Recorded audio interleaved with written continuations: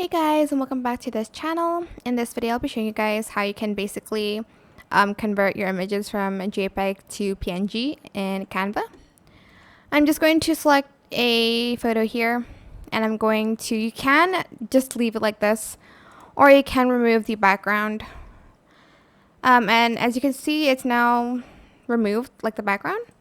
Just hit share, select download, select the file type PNG, and make sure you select transparent background. Then press download, and now it is a PNG file. And that's how you can convert it. Let's open the file. As you can see, the background has been removed, and now it is a PNG file. I hope this tutorial was helpful for you guys.